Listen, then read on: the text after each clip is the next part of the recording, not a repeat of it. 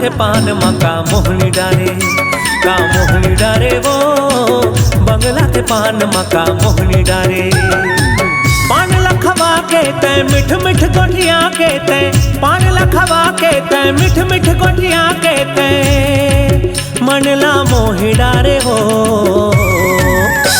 का मोहनी डारे हो बंगला के पान मका मोहनी डारे, का मोहनी डारे वो बंगला के पान मका मोहनी डारे।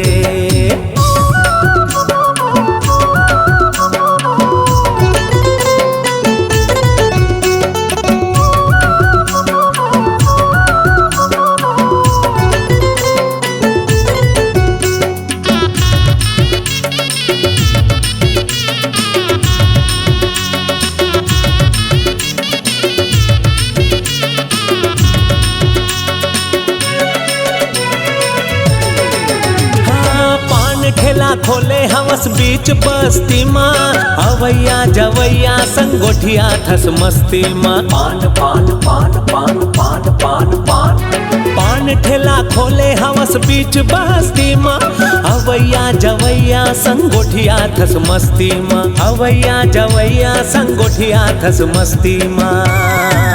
नैना के पान मारे वो बंगला के पान मका मोहनी डारे, का मोहनी डारे वो बंगला के पान मका मोहनी डारे।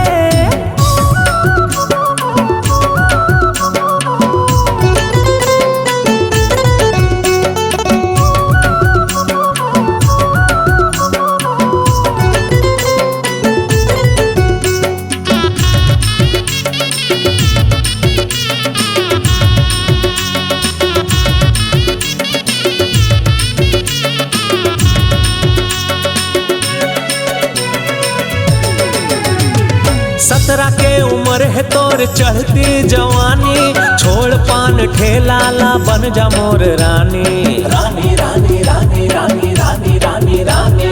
सत्रह के उम्र है तोर चढ़ती जवानी, छोड़ पान ठेला ला बन जा मोर रानी, छोड़ पान ठेला ला बन जा मोर रानी। बड़ मजा पावे वो बंगला के पान मका मोहनी डारे, का मोहनी डारे वो बंगला के पान मका मोहनी डारे।